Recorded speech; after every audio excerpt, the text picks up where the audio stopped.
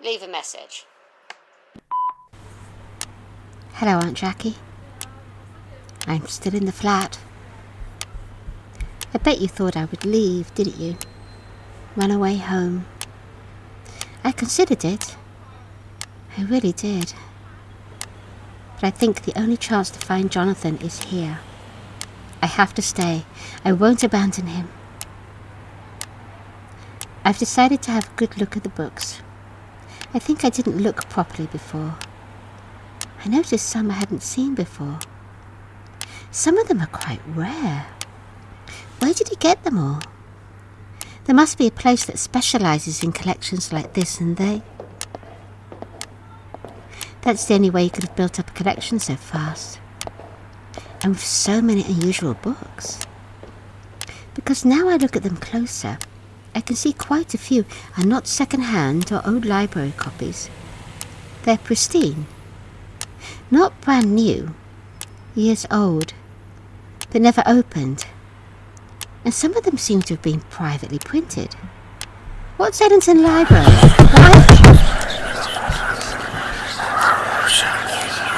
Anyway, he seems to have simply bought a collection complete from somewhere, as if he needed a big pile of reference materials. Why do I think you have something to do with that? I'm only looking at them. I'm not reading them. I still hear the sounds from upstairs. A couple arguing. Not just arguing. I hear them doing the washing up and walking up and down and basically just living like normal people. In a way, it's comforting. Even though I know there's no one up there. Just dust and shadows. I haven't been outside again. I hate the autumn. It's when everything dies. In winter, you know life is down there in the dirt, waiting for the sunshine to grow again. But in autumn, you watch the light disappear from your days and the trees dying in front of you. Everyone talks about the beautiful colours, but it's the colour of death. The sky is flat, and I feel the world closing in around me until all that's left of me is a few square miles of dying earth. I know it's November, and almost Christmas, but it feels like autumn out there. It all feels wrong. And lights everywhere, and music, and everyone trying to be jolly. People keep talking about last-minute shopping, but it's almost a month until Christmas. How can it be last minute? Isn't it?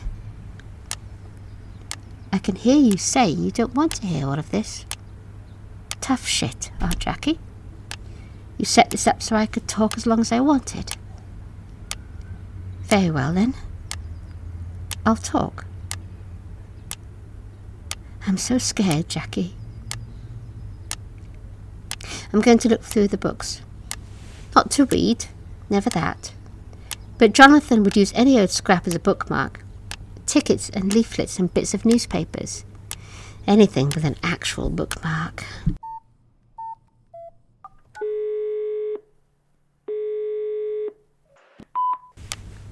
So far, I've found 5 takeaway menus, a post-it with the bus route on it, I checked he's going to the National Gallery, and a postcard from the taint of a Whistler painting. No bus or train tickets, you don't get paper tickets anymore. Lots of post-it notes with notes saying relevant or ritual or obviously fake, and other things that mean nothing to me. I wonder if he talked to anyone about this. Maybe online? I mean, there's no computer, but the local library probably has free computers. And it seems awfully lonely, just sitting here, thinking about all this stuff, all this darkness and haunting, and he's all alone here, just sitting and thinking about it. He always had his secrets, didn't he? I mean, we were close, we talked a lot, we always did. And he looked after me. Whenever Mum and Dad would, he was always there. But he never talked about himself, not really. What made him scared? I hate the thought of him being alone, but I think perhaps it was what he liked best. Anyway, all the pages marked seem to talk about paranormal investigations between the walls. I found a scribbled mark in "This house is haunted." You probably know this, Jackie, but it's about a 1970s case. He's written "too late" in it. Do you know what he means? Some of the books have a book plate, some of the older ones, the Harry Price ones. They seem to come from a bookshop. I'm going to see if I can find it. There's an old A to Z in the bookshelf. My phone doesn't seem to be working very well here. I mean, I'm making calls and that's fine, but every time I want to look something up or use any other function, it just seizes up. Bloody provider.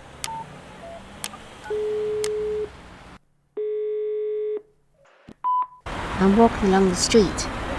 Can you hear the soundscape, Jackie? Just letting you know I'm alive and here. I'll record what's said in the bookshop.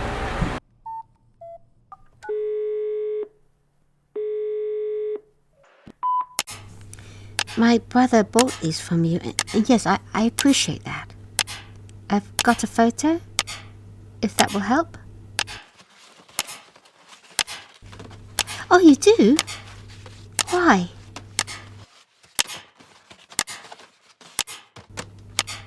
Well, how many did he buy? Did he pay by card or cash? But that must have been well over £500. When was this? 6 weeks.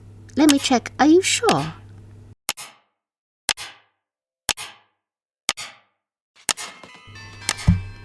What do you mean, the whole lot? Just walked in and picked a shelf and said, "I'll have everything on that."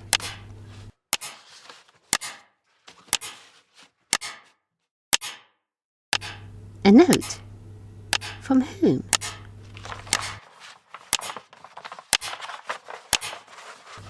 So you put this collection together before he got here? Well, where did it come from in the first place then? Okay, sorry, it's just, he's gone missing, and I'm trying to find him, but... Okay, thank you. He didn't say anything about what he was trying to do or learn. I'm his sister. Why was he trying to protect me?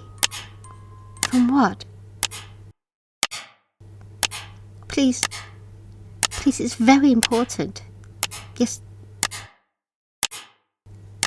of course you're just a bookseller. No, I'm sorry. Of course you can't help.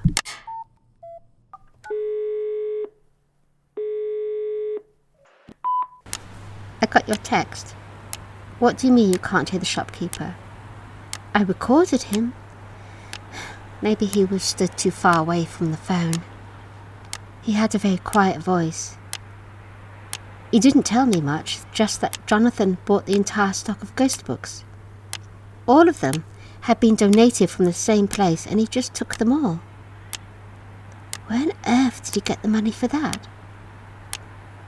Okay, I've had a look at the books. All true ghost tales. Most between the wars. Did I say that? I think I told you that.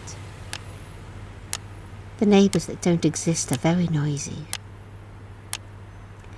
He's underlined a number of passengers, mostly about Harry Price or Nandor Fodor. Wasn't that a film? I didn't realise he was real. And research societies. As he goes through the pages, the underlining, it becomes more frenetic, like the pen is going through the page. And I can't make sense of what he's underlining. Someone mentions a psychic called Joan Harrison, and he circled that several times, and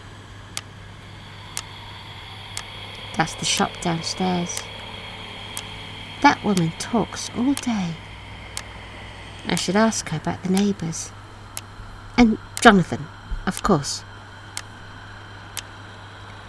Back to the books. The more he goes through, the more he starts making notes. Things like, could this be connected? And where is... But the name of whatever he's talking about is scribbled through. And towards the end of this one, it's a very dry book about societies in London. He's written, no, where is it? So whatever he was looking for in these books, he didn't find it.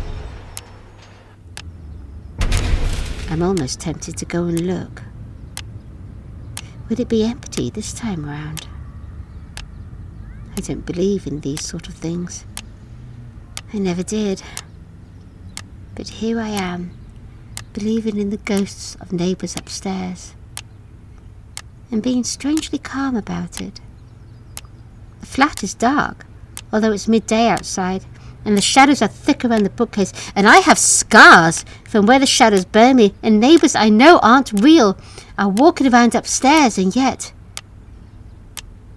I'm not panicking. Maybe it's a family trait.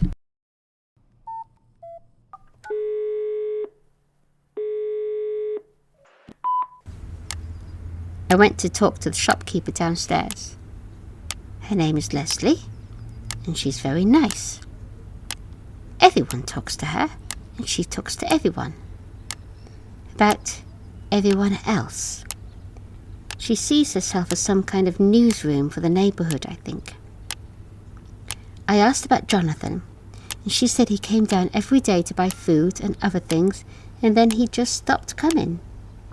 Went to the Tesco down the road instead. She seemed quite irate about it. I asked her if she ever heard anything upstairs, and she said no, but the lights were never on, even at night.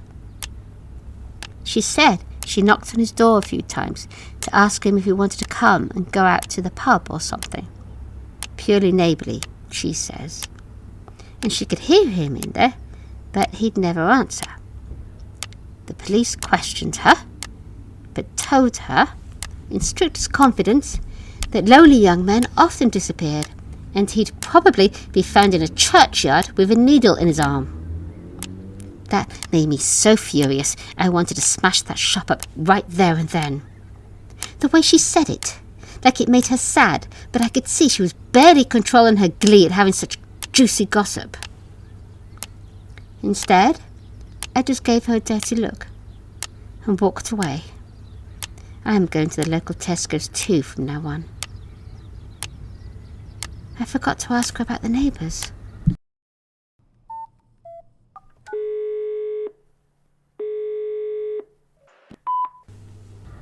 The books. I came back to the flat and the books were spread out all over the floor, open, and the pages fluttering in a breeze that wasn't there. All of them open on a page that had a note on. The notes all said the same thing. Where is it? Why isn't it mentioned? Why do none of them talk about it? And across the wall, where the shadow normally is, one word over and over, scribbled there, blue. But when I looked up again, it had gone.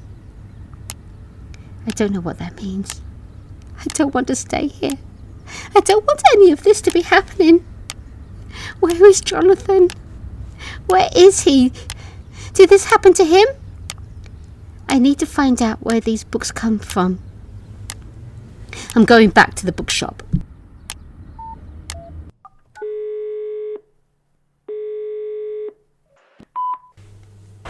It's not here. It's not here. The shops on either side are the same. The street name is the same, but it's not here. It's a Starbucks. Where did I go? What did I do? Where is the bookshop?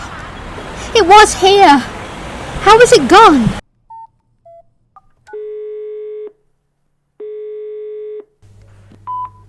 Do you hear, Aunt Jackie? Police cars. I came back to find the door of the shop open, and inside it was all smashed up. They say it was robbers. They found the shopkeeper. She was lying in the middle of it all. Before they found her, I found her. There was blood all the way from the doorway to her body. She was still alive.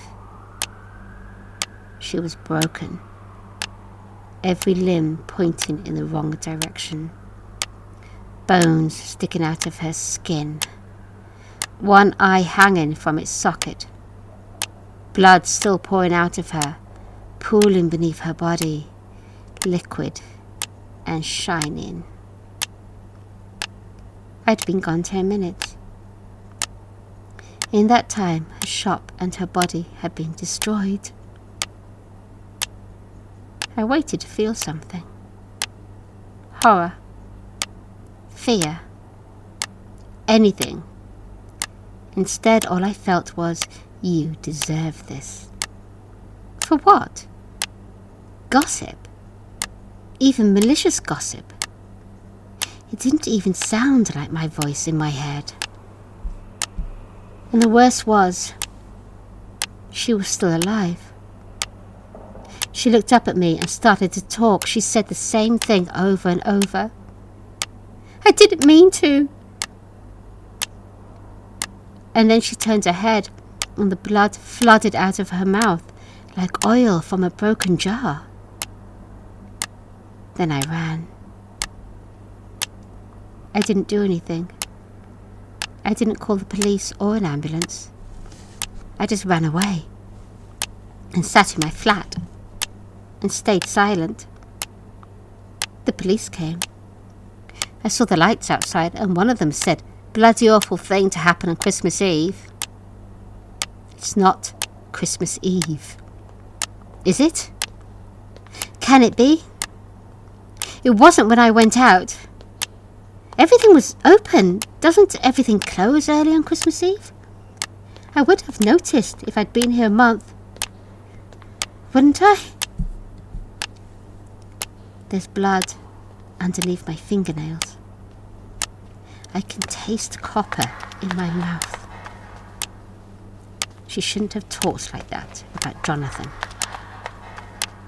What is this, Jackie? What am I getting into?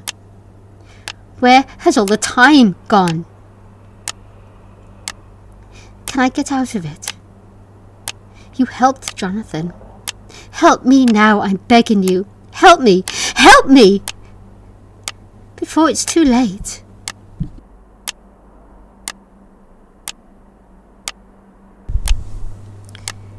That was part 2 of London Shadows, a Rue Paper story. Written, created and performed by Emma Butler. Episode 3 will be tomorrow. Remember, listener, some stories should not be read, but some stories should not be listened to.